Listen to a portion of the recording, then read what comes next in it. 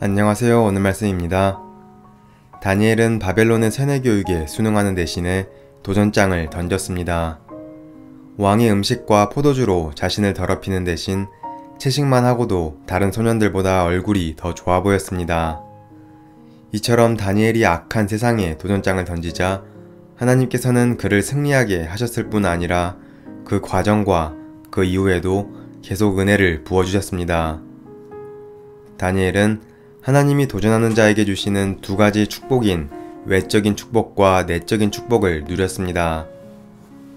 첫째로 하나님이 악한 세상에 도전하는 자에게 주시는 외적인 축복은 주변 사람의 도움을 받도록 해주시는 것이었습니다.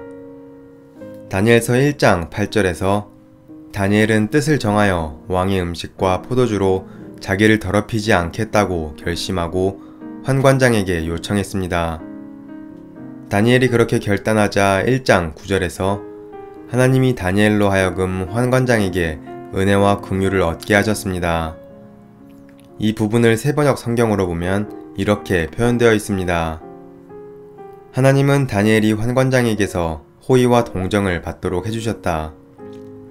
이렇듯 우리가 하나님 앞에서 뜻을 정하면 하나님이 환관장과 같은 주변 사람들에게 호의와 동정을 받을 수 있도록 은혜를 주십니다. 이것이 하나님께서 뜻을 정하는 사람에게 외적으로 베푸시는 첫 번째 축복, 즉 만남의 축복입니다. 둘째로 하나님이 악한 세상을 향해 뜻을 정하여 도전하는 자에게 주시는 내적인 축복은 우리에게 필요한 지식과 지혜와 통찰력을 주신다는 것입니다.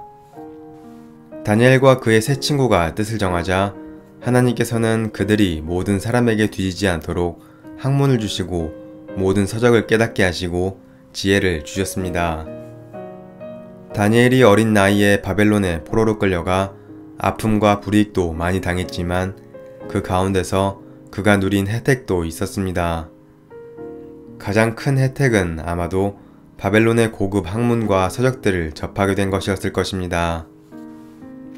예수님을 믿는 우리가 지식을 얻기 위해서는 하나님께 기도함으로 꿰뚫어지는 은혜도 필요하지만 우리 스스로 책을 읽고 공부해야 합니다. 통찰력은 책을 통해 얻어집니다. 성경이 다니엘에게 하나님이 주신 축복을 기록하면서 왜 모든 서적을 깨닫게 하시고 라는 구체적인 표현을 사용했을까요? 우리가 세상과 하나님을 알아가는 지식을 얻기 위해서는 통찰력이 필요한데 그 통찰력의 많은 부분이 책을 통해 얻어지기 때문입니다.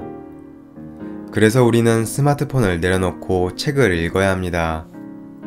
다니엘서 1장 17절은 이렇게 말합니다. 하나님이 이 내 소년에게 학문을 주시고 모든 서적을 깨닫게 하시고 지혜를 주셨으니 다니엘은 또 모든 환상과 꿈을 깨달아 알더라. 여기서 가장 중요한 것이 있습니다. 내 소년에게 학문을 주시고 서적을 깨닫게 하시고 지혜를 주신 분이 하나님이시란 것입니다. 주어가 하나님입니다. 이들이 지식과 모든 서적을 깨달을 수 있는 통찰력과 지혜를 얻게 된 것은 바벨론에서 받은 교육 때문이 아니라 하나님께서 그 모든 것을 허락하셨기 때문에 가능했다는 것입니다. 이런 의미에서 주체는 하나님이십니다. 지금 하나님이 내 소년에게 이런 놀라운 역사를 허락하신 때는 바벨론 왕 느부갓네살이 예루살렘에 이르러 성을 에워쌌던 때였습니다. 하나님이 침묵하시던 때였고 선민 이스라엘 백성이 무너지던 상황이었습니다. 하나님이 일하지 않으시는 것처럼 보이던 때였습니다. 그래서 결국 나라는 망했지만 그런 상황에서도 하나님은 다니엘과 세 친구들을 향해서는 여전히 일하고 계셨습니다. 오늘날 우리의 상황이 다니엘서 1장 1절의 이스라엘의 상황과 비슷합니다. 겉으로 보기에 하나님은 침묵하시는 것만 같고 그래서 우리의 기도와 신앙생활은 무기력해지기만 합니다. 그런데 놀랍게도 나는 이 악한 시대에 순응하며 살지 않겠다라고 뜻을 정하고 도전한 다니엘과 그 친구들에게는 하나님이 여전히 일하고 계셨습니다.